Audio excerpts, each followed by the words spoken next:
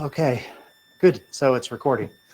Um, so if you're just starting off and seeing this recording, then you missed the joke about the guru and the chocolate. So have one of these wonderful people tell you the joke, okay, at some point in time in the future. Anyway, the point that I'm trying to make is that a long, long time ago it was observed, and this is one of the most fundamental things, that within everything is the template of its own evolution, the template of its own perfection.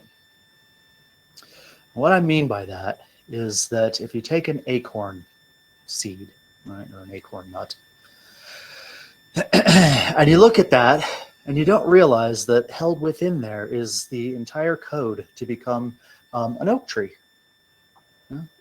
All of it's in there, all of that information. You would look at something like an acorn nut, acorn seed, and you would have no idea what it could eventually become.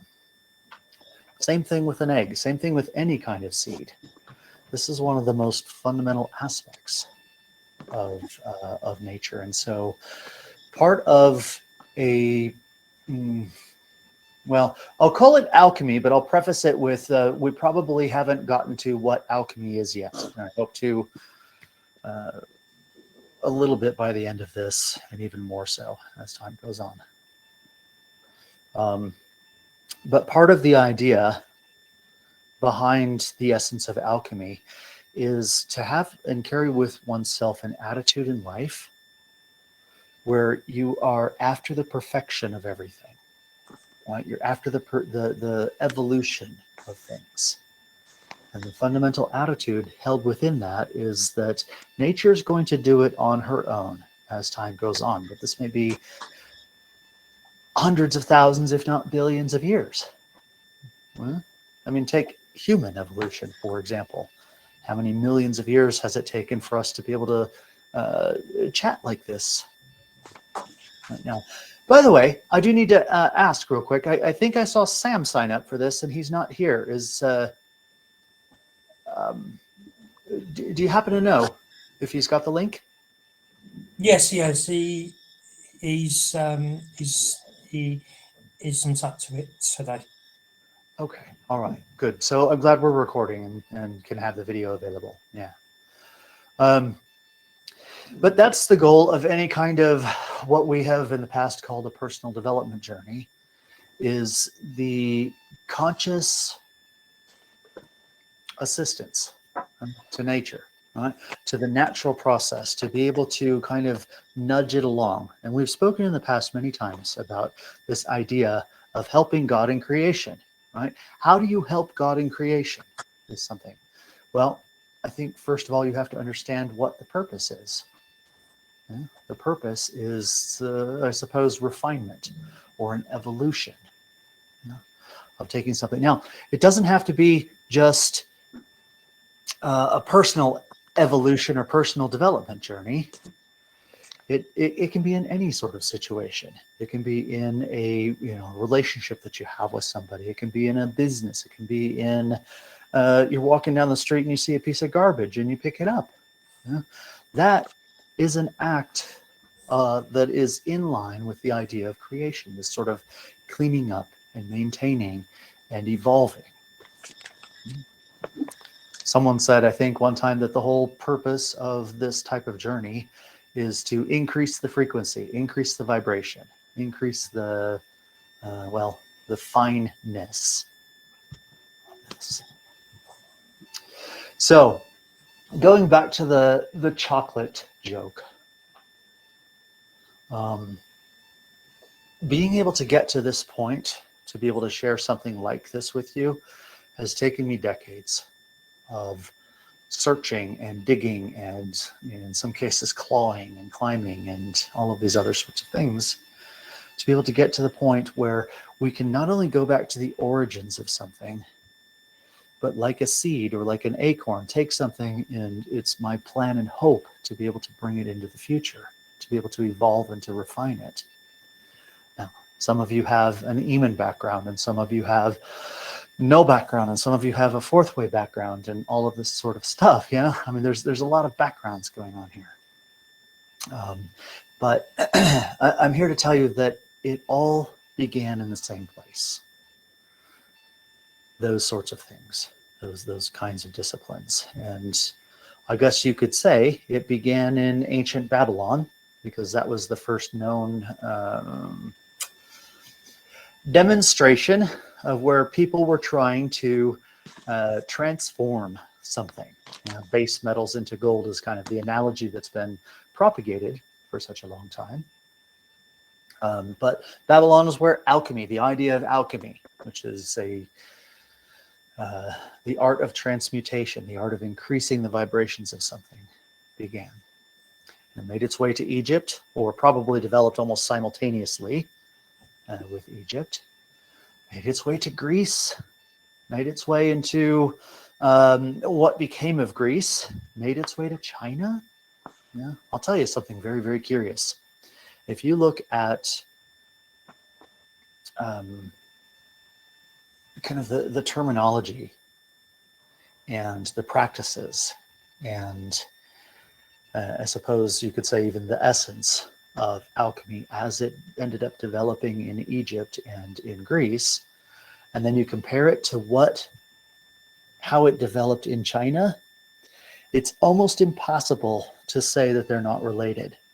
Because they use the same terms, they use the same symbols, they use the same approach to all of it. Yeah. And I've got a theory that I can probably substantiate at some point in time, but it's the same thing. It's the same signal, same essence. Now, in the late 1800s, early 1900s,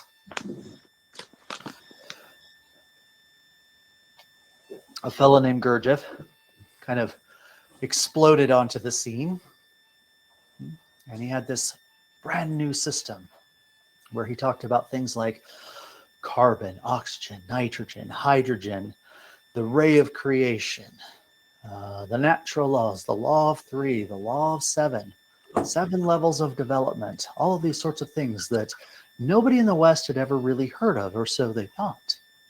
Right. And you have to understand that during this time, it was right on the heels of the Industrial Revolution, where people started turning away from this idea of a faith-based life into more of a scientific-based life.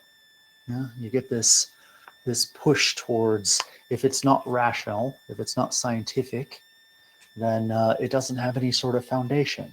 And so you can understand why, if someone like Gurdjieff wanted to take an ancient teaching and promote it into a modern world, that he would have to use terminology that is part of the modern world.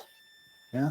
And so instead of things like salt and mercury and sulfur, he used the forces of positive, negative, and neutral. I didn't get that order right. I should say sulfur, salt, and mercury. Positive, negative, neutral. Instead of carbon, oxygen, nitrogen, and hydrogen, I'm sorry, instead of air, earth, water, and fire, he used those terms because it sounded more scientific. It's what everyone was about. Chemistry and the sciences and forces and positive and negative and neutral, you see. Instead of Mercury and Mars and Jupiter and Saturn and Venus, he used the terms thinking center, moving center, instinctive center, emotional center, and sexual center. You see, it's a rebranding. But the problem, I think, with the fourth way, or what was termed the fourth way, he didn't call it that, by the way. He just called it the way. The fourth way was a term, I think, coined by Ouspensky. But the problem with it is that he told people what to do, but not why they were doing it. You see, introduced all kinds of things like self-observation and self-remembering, conscious labor, intentional suffering, and all these kind of, what would you say, terms, newly minted terms that came into things. All of these practices, you see, and some people actually did make some progress with them, but they didn't know why they were doing what they were doing. And then in the 1970s, the Aiton comes along, borrows a great deal, especially in the early Aiton, borrows a great deal of work from the fourth way, introduces things like the ray of creation and the law of three and the law of seven, the natural laws in general, added to it a bit, and really came out with a just a massive body of work that you could almost look at like an encyclopedia of esoteric knowledge. There's a bit of astrology, there's a bit of tarot, there's a bit of this and that and the other thing, right? And even some new works that were introduced into it. The Aiton taught the why of things, but not necessarily the how. When you get into certain types of work, you can say, okay, right, evolve, because it is within the human possibility, human design, to be able to do so. Yeah. But then before you have a chance to really work into something, there's something new. Oh, now we're off chasing the tarot. Now we're off chasing astrology. Now we're off chasing detection. Now we're off chasing mumming. Now we're off chasing this and that and the other thing. There wasn't in my humble estimation, there wasn't a solid focus on do this because of this, and then do that because of this. And if you haven't got this phase or stage yet, then wait, work on it until you do. And then you can move on to this. And the reason why is because of this. You see, it lacked a bit of a methodical approach, in my opinion. You may have a different opinion. It's okay. So my purpose, I guess, standing before you today is two or threefold. I like to say threefold, but I'll say at least two reasons. One is to really uncover the origins of this work way back. I'm talking thousands of years old, because I think that's where the essence of it lives.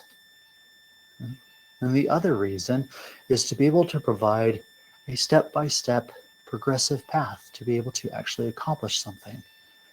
In the years that I've been standing in front of you all, many of you, I should say, it's been a bit like the Aiton, hasn't it? It's been, we're going to work into this now, and we're going to work into that now, we're going to do this now and that now. Yeah, it's been a bit all over the place. I mean, the topics that we've covered have been everywhere. Yeah. Now, have you heard of man number one, man number two, and man number three? Have you heard that? Do you know what that means? Okay.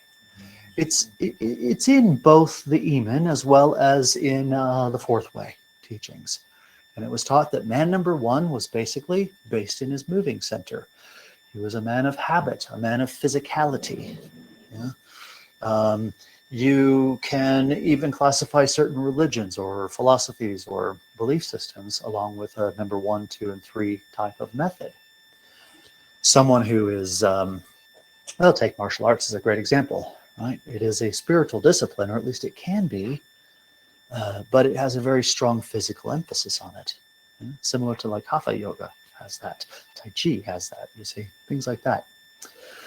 That's man number one. Man number two is the emotional person. They approach life instead of with their bodies, right? They have to do it instead of having to lift things and do things and push things and block things and contort things. They feel their way through it. That's man or lady number two. They feel their way through life. What does it feel like emotionally? What does the connection feel like? Does it feel safe? Does it feel unsafe? You see, things like that. And you can take, again, the idea of religion and put it into a category like that, yeah, where you get these faith-based religions and devotional-based religions. People just have such amazing depth of feeling with their spirituality in some cases. And then the third type, man or lady number three, is the thinking type. And this is where you memorize things, memorize diagrams and charts and graphs and steps and sutras. Yeah, I mean there's some monks out there that can literally the sutras are like it puts the archives to shame as far as the number of manuscripts and documents and texts and things like that. Yeah, it's like tens of thousands of them. But there's folks out there that can literally start at page 1, chapter 1, and rattle the whole thing off and go on to the second book and rattle that whole thing off from memory, talking about, and go through hundreds or at least dozens of books, word for word for word for word for word. It's amazing. The kind of mental discipline that takes is phenomenal. And we all tend to approach life with one of those three. We all tend to approach life by feeling doing, or I should say sensing doing, or by feeling our way through, or by thinking our way through it. But I would put it a little bit differently. If you're taking notes, write this down. I would say this. I would say that there are some people who burn their way through life. There are some people who steep their way through life. In other words, soak. And there are some people who steam or smoke their way through life. And what I'm talking about is the elements of fire, right? Burn, fire, water, steeping, and air, smoking or evaporating, those sorts of things. That's man number 1, number 2, and number 3. It has to do with the approach to things. And the problem is, no one is born man number 4. We'll get to what that is in a minute. But if you take someone who has a natural propensity to think their way through life, then they'll be very good at this analysis. They'll be very good at being able to take things apart and put them back together. Those sorts of things. Analyzing stuff. And they can get quite a ways with that. For example, memorizing 100 sutras. But then, if they reach a certain level of mental development, someone's got to come along and take them and say, that's great. You did a really good job over here. You're 65 years old. You spent your life doing this.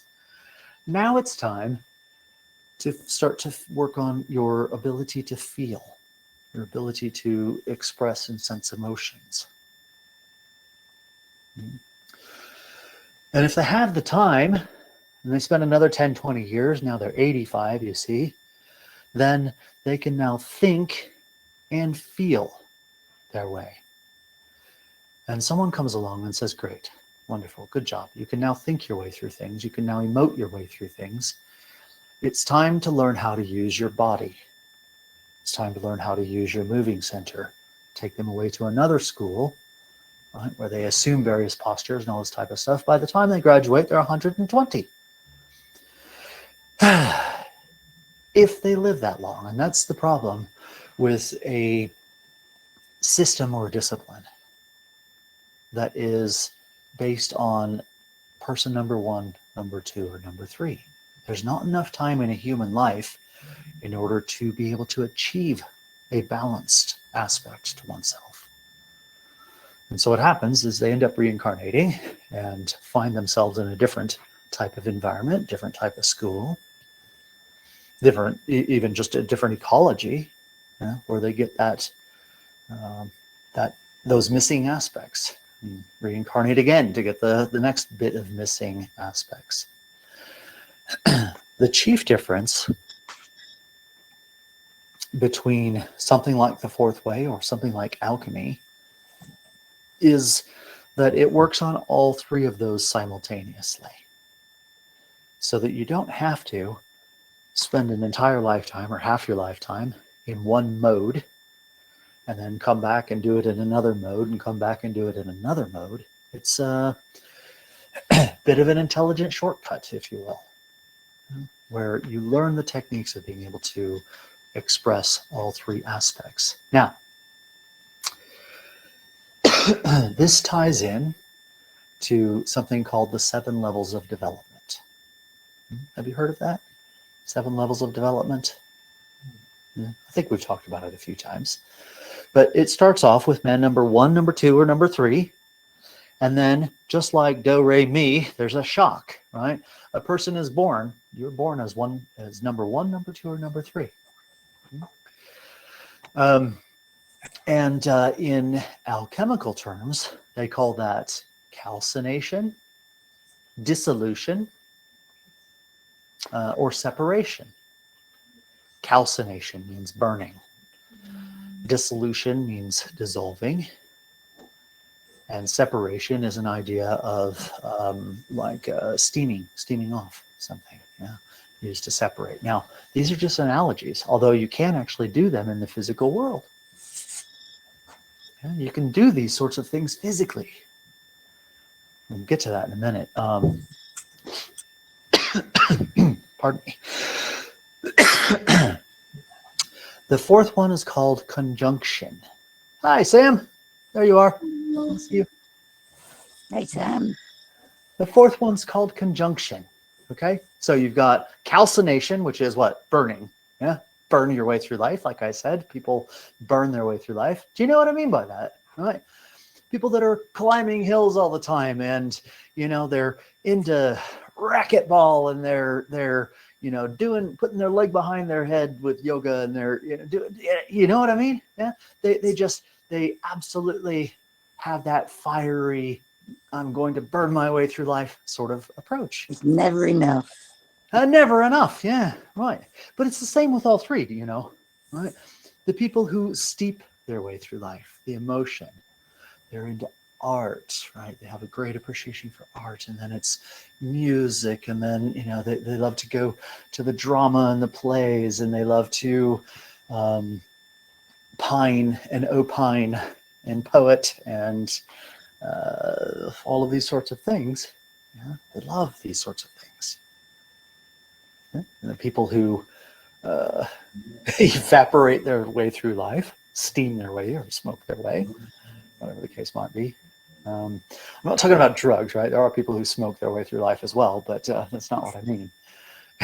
It's more to do with they're constantly analyzing things, constantly separating things.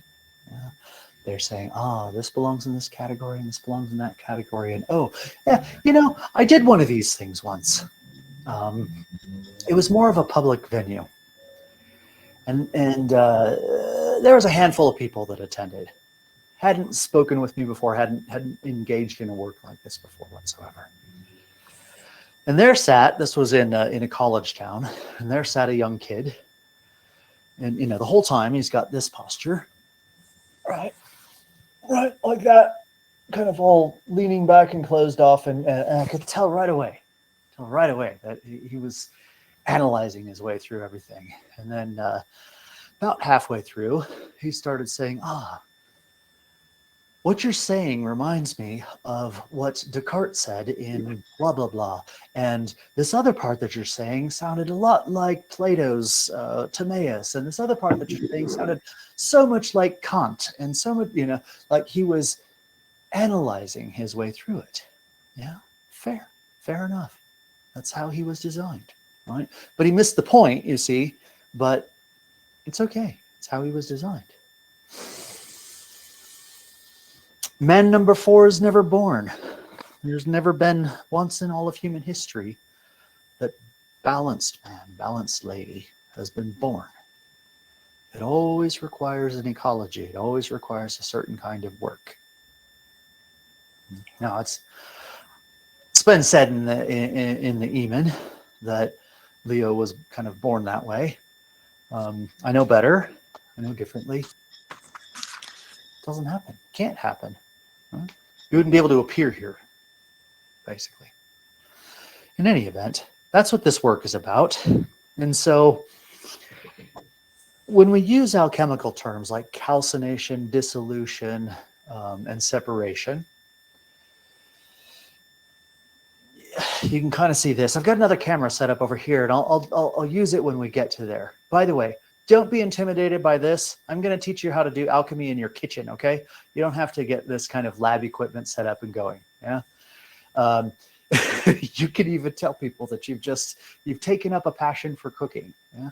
Everything you're going to learn, you can do, in your kitchen, on your stove, okay? While you're cooking something. But regardless,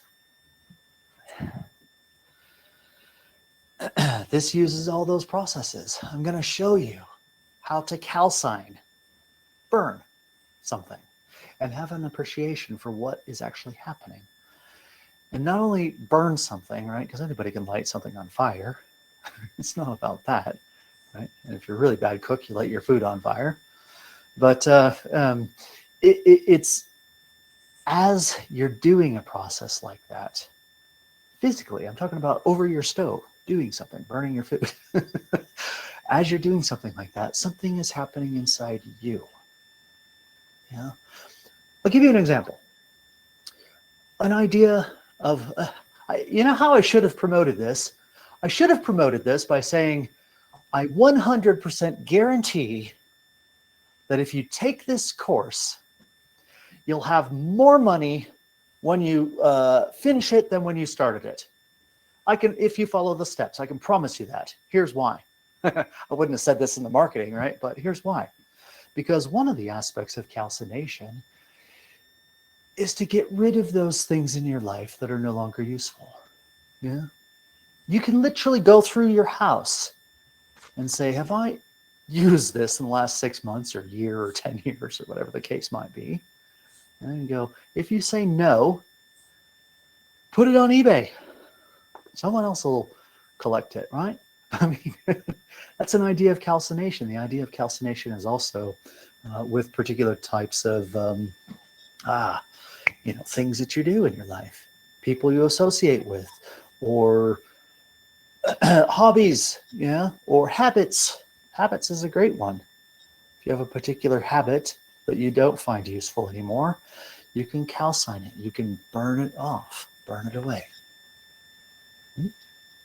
So while you're burning breakfast, you can also think about what it is in your own mind that you're burning. Yeah? Now, I've got an experiment for you. Do you want one for calcination? It's easy enough. Do you know what baking soda is? You know what baking soda is? Yeah, sodium bicarbonate. Right. This is People so use it. weird. Huh? Sorry, but this is so weird. Yeah, okay. Go ahead. So I was looking to make soap yesterday, Ah, yeah. and they told me to use citric acid, Uh-huh. but I wanted to keep it more natural. So I watched a whole YouTube video on heating up bicarb of soda, Uh-huh. turning it into bicarbonate, Sodium carbonate. sodium carbonate, to make soap. Mm-hmm. And now you've just said that. Yeah, it's like you were on the frequency of it already. I was like a woo moment, a whoosh. You what now? I call it a whoosh. A whoosh. Yes, I understand. Wow. Sorry. It's okay. Good.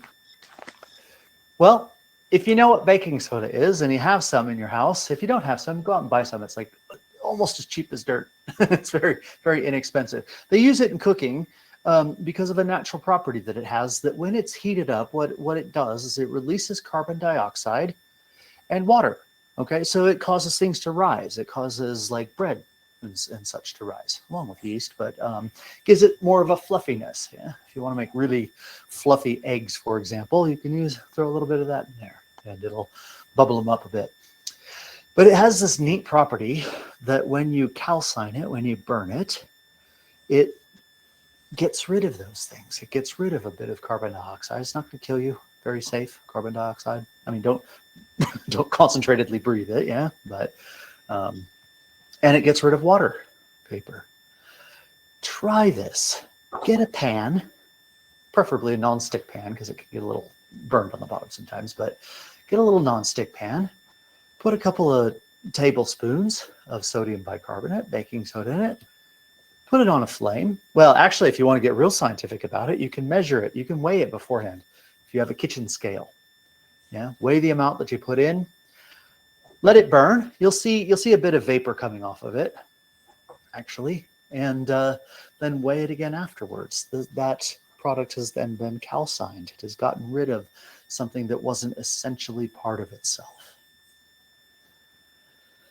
Yeah, and you can do this in your own life as well. You can calcine your life. You can look at the aspects that are really fundamental to your existence, or fundamental to not who you are, but what you are, and calcine the who out. And this is one of the aspects that we tried to work into a couple of times, with really taking a hard-hitting look at the differences between essence and personality. The essence is what's going to remain. The aspects of the personality are what's going to evaporate. Yeah. People do this in spring, don't they? They declutter. They go through their life and get rid of all the things, and they clean things out. That's a calcining process, calcination process. Spring cleaning. It's good for you. Good for the soul. Make a pot of tea or a cup of tea. I want you to try something, especially if you use you can use a bag or a ball, okay? Either way, it's fine. If you make a cup of tea, I want you to leave it in too long. Leave the bag in too long, yeah? Till the point where it gets bitter. Till the point where the water has become too steeped with the tea leaves, too steeped with the essence of it. And then think about what that means from an emotional standpoint. Right? You can enjoy a cup of tea that's just enough steeped. Right? You take the bag out when it's enough. Just like in your emotional life, you can have this kind of feeling life. You can connect to things. You can connect to the beauty of things. But if you leave it in too long, you become bitter. You become oversteeped. Right. Make a soup. You can see what happens in the soup, right? You're kind of using calcination to get it hot.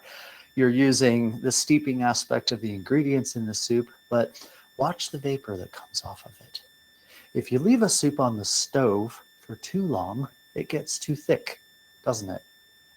Right? If you leave it for, say it calls for cooking for half an hour, and you leave it on for an hour and a half, you're going to have this kind of paste instead of soup, aren't you? Right? Because I keep seeing the look here. I love it. You're going to get this sort of paste at the bottom, yeah, because of the nature of what's happening in there. You're separating out. How can you separate from a conscious level? Some of you have heard the terms will have and won't have areas. Yeah, that's a separation. The will have and won't have areas is taking things, looking at them analytically. And really what it boils down to, when you develop your will have areas and your won't have areas, in other words, I will have this in my life, I won't have this in my life, is to do with purpose. There's a criteria always implied in those things. If you don't approach will haves and won't haves with a criteria, then you end up with chaos. Yeah? What you end up with is like and dislike instead of will have and won't have. But an aspect of separation from that standpoint would be really based on, is it useful to my personal development journey or is it not? Those sorts of things. Yeah. So do you understand? There's an expression, as above, so below. And when people hear that expression, they know that it's profound, but they have no freaking idea what it means, generally speaking. Right? As above, so below. Yeah, sounds great. What it means is that the laws work the same everywhere. If you're standing there in your kitchen cooking something, like I said, I'm not going to make you get all this kind of stuff. I'm a nerd, so I like it. I like it. It appeases the nerd in me. But you can approach life a little bit differently. You can observe what happens in the things that you're making, the things that you're cooking, or the things that you're building, or the interactions that you're having, personal interactions. And you can watch as above, so below in action, or as without, so within. The difference between an alchemist and a chemist is the attitude.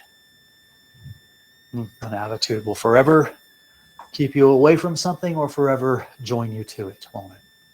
The attitude of a chemist is they look at a formula and they say, if I add this, this, this, and heat, I'm going to get a result, this result, right?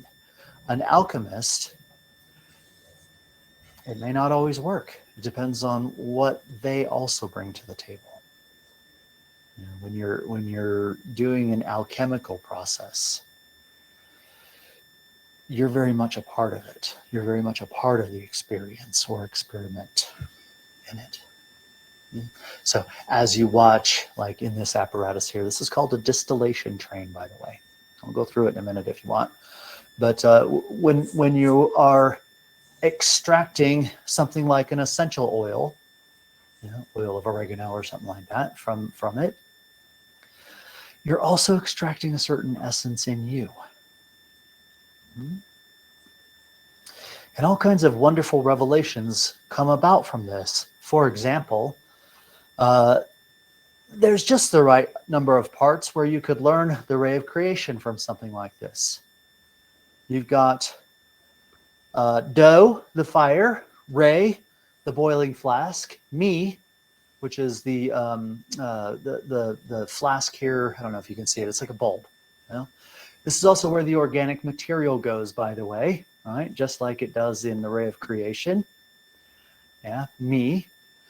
Tha, which is the separation over the top here. Okay. Some things trickle back down into the planetary level of me. Some things ascend over to a solar level. Soul and law. You can't see this, but this is basically a condenser. Outside of the condenser, there's a glass tube where water flows in and flows out to kind of keep things cool. Inside of the condenser is a spiral tube, so that as the steam comes over through and it enters the spiral tube, it's being cooled by the water.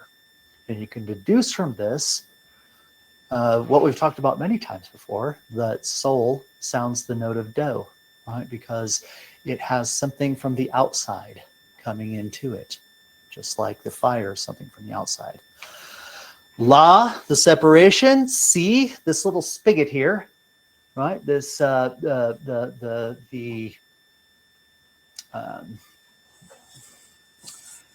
the chamber before God, the gateway. Yeah, si, and then do. Underneath it, you would put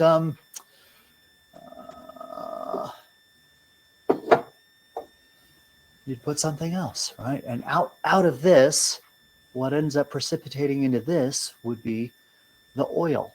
It's a new octave of something. Now, did you know that? You see, you can learn so many things from doing this. You can see the ray of creation. You can go, all right, as above, so below. It works here. It works there. It works here. It's universal. Fascinating, isn't it?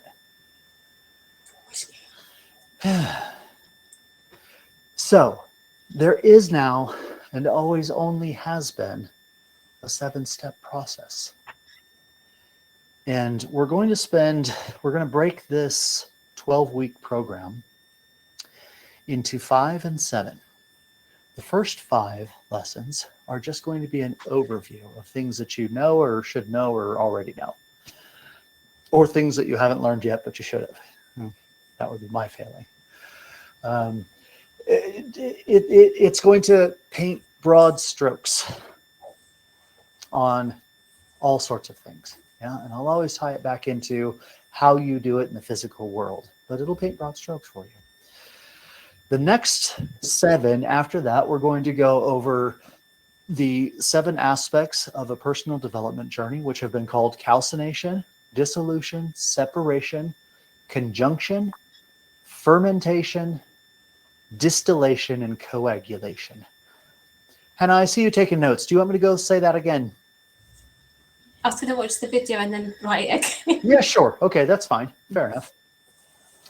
Fermentation is interesting. That's man number 5.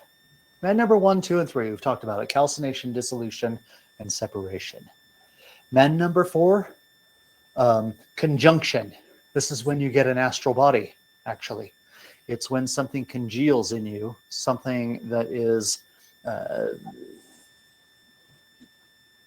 life of its own. Man number 4 has that aspect to it. Number 5, fermentation. You know what fermentation is? Who here has like made wine or beer or something like that? You done that? Yeah. What do?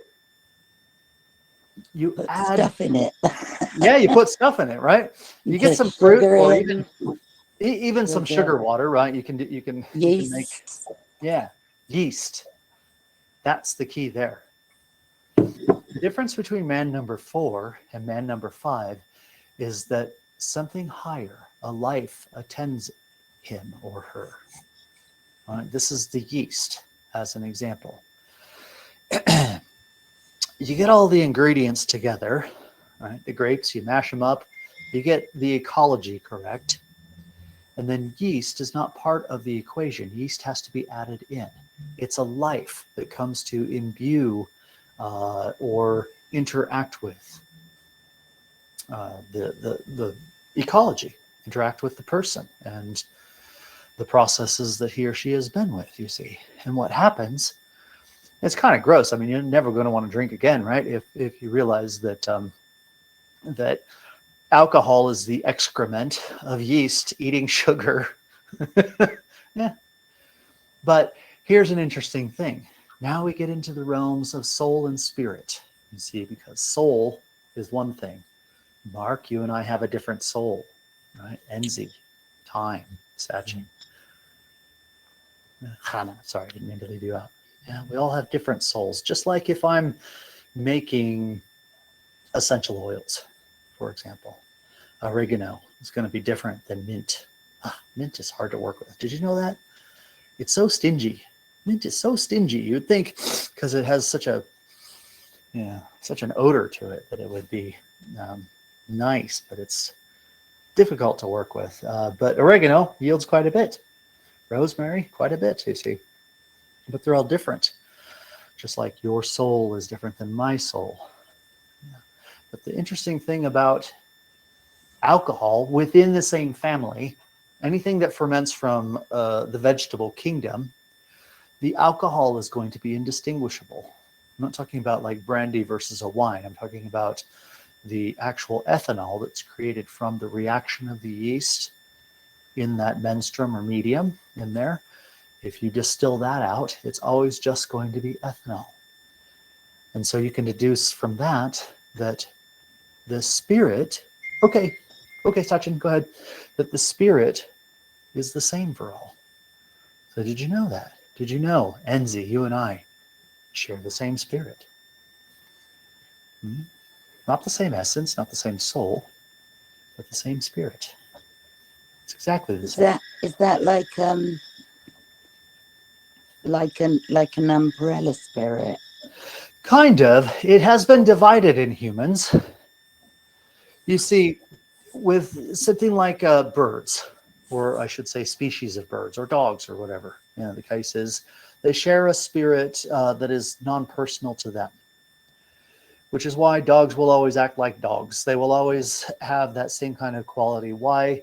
When a disaster is coming, for example, Yeah, they know. they all know, right? Because the spirit says, better get you lot out of here. All right? They're all motivated by the same thing. Meanwhile, you've got humans standing on the shore going, what is that, right? Completely oblivious to the fact that a tsunami is coming their way. Yeah. Animals don't die in tsunamis. They get out of there long ahead of it. Yeah. So, but it's also a blessing because as a human life, you have a bit of that human spirit, right, which comes from higher up in the way of creation. We can figure out where it is in all this. But yeah, you have a bit of it that walks around with you always. But it's the same between you and I, for example. Whereas the soul is really the ingredients that came in at planetary level. These five, yeah, these 5 planets plus silver and gold, which would be the sun and moon, or moon and sun in that order. Those specific ingredients is what makes your soul. Makes you oregano and me rosemary, for example. You see those types of things. But are you with me so far? This is going to be a doing thing. I know I've been yakking and yakking and yakking this whole time here, but this is a doing thing. You're going to please take my suggestions and go burn some baking soda and watch the process and actually have a connection with it. Because if you watch it, it's one thing just hearing about it. You could quite easily walk away from this and go, yeah, that was really interesting, right? Pierce said that baking soda, when calcined, evaporates and becomes its essential aspect to it. It's another thing doing it. Because if you do it, and if you're present while you do it, you can let that aspect be a tuning fork. You know the idea of a tuning fork? Enzi, do you know a tuning fork? Do you know the tuning fork principle? I'll give it to you just in case, okay? So if I have a tuning fork tuned to the note of A or C or whatever the case is, and I give you another one, if you're in the same room, I give you another one, yeah? And I ring mine. If you listen carefully to yours, yours will also ring. If you stand in front of your alchemical kitchen and with intent and purpose of understanding and having the experience of it, calcine a bit of baking soda, some of that's going to come into you. And you can then begin to look at the things in your life that need to be burned away and what that result is going to look like.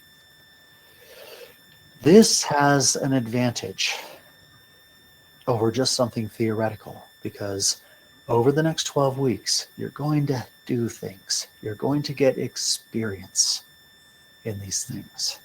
Yeah? Say, what you have to say, Enzi. Yeah, so it means that if I do these alchemical experiments while I'm watching TikTok videos, it will not work because I have to be present or yeah. Don't be a chemist, be an alchemist. You see, the difference is whether or not you're there. You can set it on the stove, walk away, watch a TikTok video, come back and see that it is now diminished in weight, right? If you put it on a scale, you'll see, oh, right, Pierce was correct. Yeah. That's a chemist. There's a deterministic outcome. If anyone in here puts baking soda against a flame, it will turn out the same. That's determinism. Yeah. But what's non-deterministic is if I'm present and I do it and I observe it and I observe what it causes in me, the result I'm going to get in my life is going to be different than a chemist. A chemist just has a deterministic result. For me, it's because I'm there. Gurdjieff wrote a book, Life is Real Only Then When I Am. It's one of his 3 trilogy books, right? When I am, when I exist, when I am part of it, that's when life is real. It's a good saying, life is real only then when I am.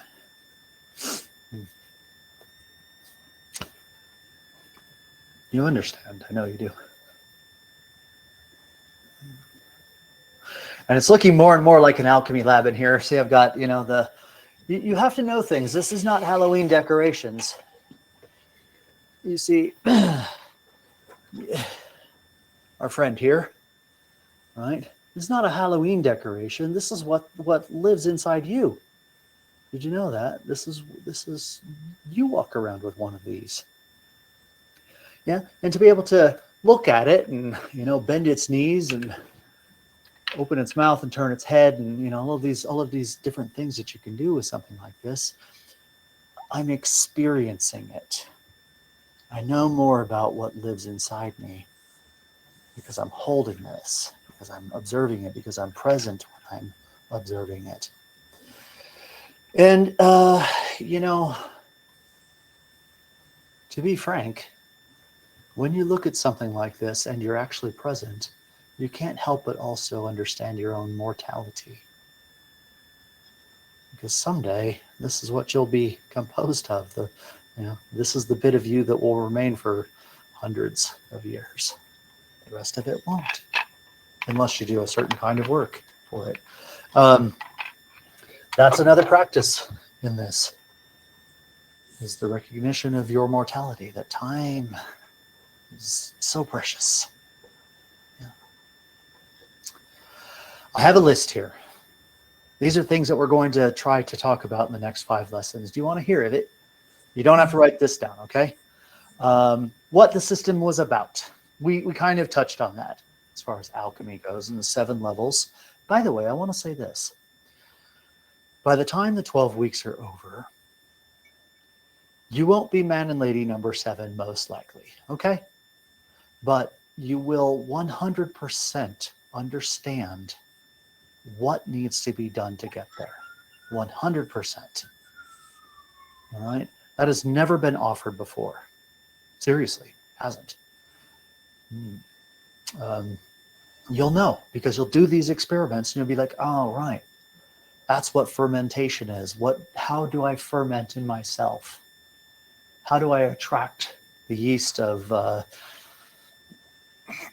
inspiration into my life? Yeah, you can do these things. You see, you'll know exactly. If I were to keel over, you know, after the 12 weeks, heaven forbid, but if I keel over after the 12-week course, you'd at least be able to continue on and go, this is what I need to do next. And that's a hell of a proposition to put before you. Right. So the incompleteness of humans, that we are a self-evolving organism.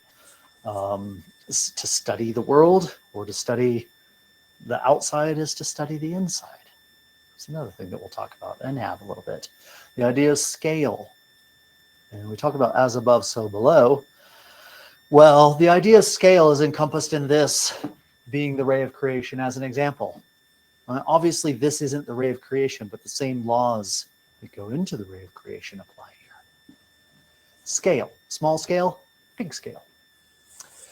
The possibility of your own evolution. The idea of studying yourself like you're a science experiment. And that involves a certain degree of separation, one of the alchemical processes there. You can't study yourself if you are yourself. You have to kind of step outside of it and go, oh, wow, Pierce is so strange at times. Look at the things that it does. You know? Well, he does, but it does, you see. The division of functions. We've done this work, actually, the division of functions, haven't we? Years ago, where I said, take everything that you do and say, that belongs to the moving center. And what I just did there belongs to the thinking center and the emotional center. It's good training. It's good work. Yeah, because it builds a frame of reference about your pentagram. Self-observation and self-remembering. Again, self-remembering is different. Self-remembering is remembering that you exist while you're in your alchemical kitchen. I am part of this, you see. The idea of imagination versus visualization. One's harmful to you, one's productive for you. The wrong work of the centers, the wrong work of the machine, being mechanical. The laws, the law of 7, the law of 3. Lying, right? Lying to oneself being the most important or most disastrous aspect of it. Man as he is cannot do. Some other one. He cannot do. People think they do. I see you pondering that one. People think, everyone who enters a work like this thinks that they can already do it. And the truth is that none of them can. Yeah? You can't. You can only try until you have enough accumulation of trying to the point where you start to be able to do, and it becomes more and more possible for you. Take something like self-remembering, for example. We've talked about this. You can walk away from here and go, for the rest of the day or evening, am going to remember myself. I'm going to remember the fact that I am present. Yeah.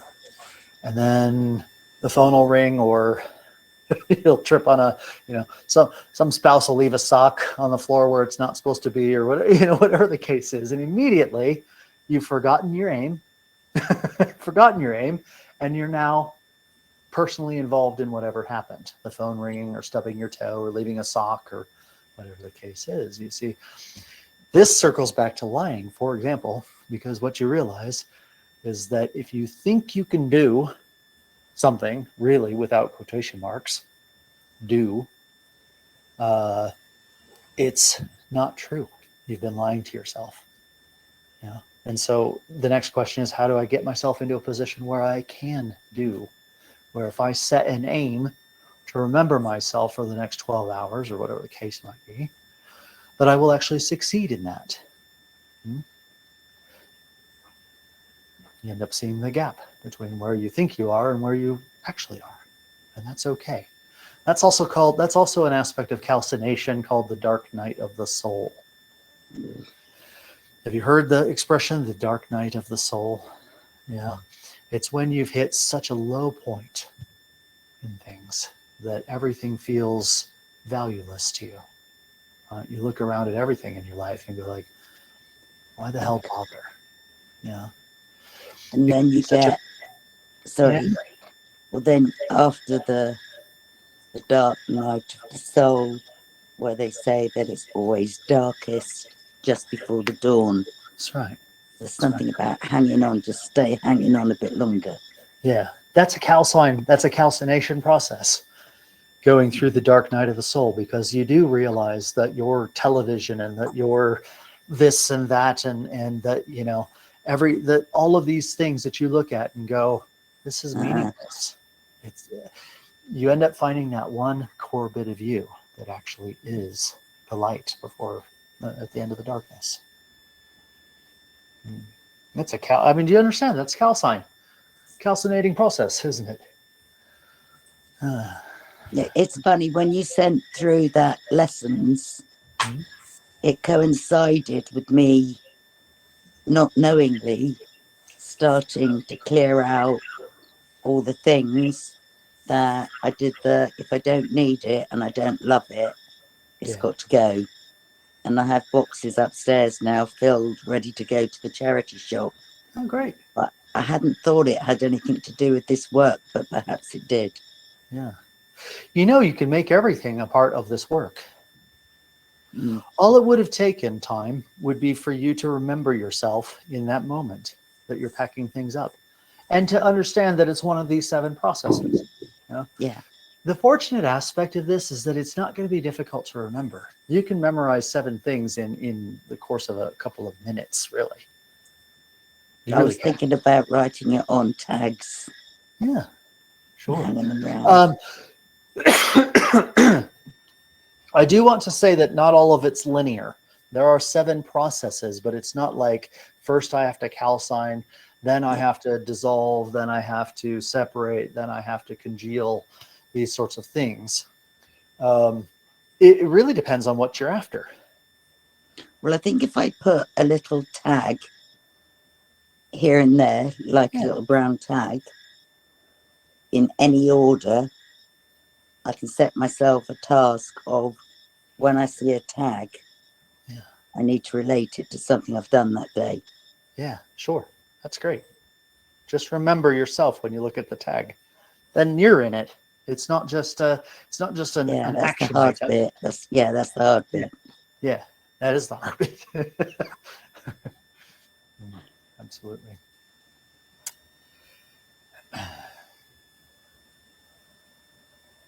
I'll quit pitching for a minute. What do you think? What do you think of what's on the table here? I don't think this has really been done in hundreds of years, at least. I really don't. The opportunity. Do you know? I believe this. Do you know? I think if there were 500 conscious people on this planet, I mean conscious without quotation marks, just 500, that it would change everything. Literally change the world. It would create such a strong signal in the astral light of the planet that those who are unconscious would not be able to maintain their unconsciousness. They would begin to also wake up. No, Yeah. I think that's very true. Mm. And I think it's been shown on smaller scales when they've meditated Yeah. and focused, and it's impacted people in a positive way that didn't even know that an experiment was happening. Yeah, absolutely. Yeah, I know the experiments you're talking about where they meditate for peace. For example, they get 1,000 people together, Yeah, meditate for peace, and then they go and they look at the crime statistics yeah, and the for an murder area, and they rates, realize that it everything. actually drops down. You know? Yeah, And that's and 1,000. oh, sorry. Go ahead. The other thing it just triggers in me is homeopathy, where less is more. So they're able to treat animals, which negates the idea that people say it's a placebo effect, Sure. when they can treat a herd of cows with the tiniest drop. And it's almost like the cow, it's not its brain, not its thoughts, something that is the cow recognizes the medicine, and it triggers whatever is needed to get more. I know I'm waffling there, but I just think that the very tiny can affect things that are very big, like the Multum, mouse and the elephant. multum and parvo. Yeah, much in little. Yeah.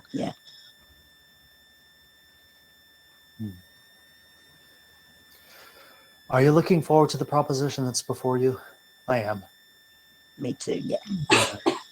Good. And then after this, so this is like an introduction, okay? Just an introduction to it. After this, then we spend 12 months together or so working into each of these very deliberately, very specifically, okay? It takes the time it takes. One of the biggest things, mistakes new alchemists make is rushing the process. Yeah, they want the results as quickly as possible. And yet it takes as much time as it takes, right, to collect an essence of something or to ferment something or to, the putrefaction stage, which is part of fermentation, so it happens before fermentation, right? I see the wrinkle in the nose, putrefaction. It grows. Right? Yeah, right. I mean, that's the rotting stage. Something has to rot and putrefy, right, before you can get the higher aspect out of it. Yeah. Well, I'm not saying you're all going to rot and putrefy, but understand things take time. You know? So I can't say after this we'll do another 12 weeks and then you'll be man number 7. I'm not man number 7, okay? So let's clear that's that me. up right now. Huh? That's me. Yeah, right. Yeah. But I think what you're saying is it's the journey, not the destination. And once we've got the destination, that will be disappointing. Yeah, not really, but you'll know the destination after this. Once you reach your destination, it won't be disappointing. I can tell you that. Because there'll be another destination. Sure, just not here, not on this planet. You can't go beyond man number 7 on this planet. That's why there's 7, not 8 steps. You get to 8, you're dough in another octave, and you just can't do that here. You're a plasma entity. Yeah. Plasma can exist here, but only for very short durations. before it dissipates. All right. I feel inclined to wrap it up here. Are we good with that? Yeah. Okay, good. I'm open. Okay. If you have questions, ping me. You have my email. You have it. Let me know what you need. I've been working on this, building up an energy for this for a while, in order to be able to bring it to you and bring it into the world in a way that you can actually accomplish something. But we're all partners in this. Let's do it together. All right. So good to see you. You have no idea how happy my heart is to see you all. I genuinely mean that. All right. It's good to be here. It's a privilege. Good, good, good. Yeah, me too. I feel privileged. Yeah, I'm in the fermentation stage anyway, right? Starting my distillation. Blah. All sorts of things. Okay. Okay. Have a great rest of your weekend and do your experiments. Remember, the experiments are some baking soda, some tea, overdo it, and then underdo it, and then do it right. That's what I would suggest. You can taste the difference. You see, if it's just water, you're emotionless. If it's too much steeped, it's bitter, right? You become bitter. If it's just right, it's subtle. It's sublime. It's a beautiful thing. Yeah. And then I didn't really give you a great one for air, did I? Air, the evaporation, right? Some people evaporate their way through life. A really interesting way. You'll get a lot of information about reincarnation if you do this. I did with the soup. Yeah, letting the soup boil down too much. But the other thing that you can do, and this is a process of distillation, by the way, is if you put a lid on top of the soup, it creates a contained cycle, very much like reincarnation, where it goes through its process, it evaporates, it condenses on the top of the lid, rolls back down, and continues to do that. It's the space in between that's important in that separation. If you let it go, you separate out, and you've got the house smells like soup, and that's the essence of it. And you have a sticky sludge in the pan. So, Yep. yeah. But just remember, be a part of your experiments. Okay. Yes. Be present. Yeah. That's the important part. Otherwise, you're just chemists or chefs or whatever, whatever the case might be. I'm an alchemist. Yeah, be an alchemist. Yeah, good. Okay. See you all later. Thank you. Yeah, you're welcome. Bye, for now. everyone. See you. Thanks. Bye. Bye-bye.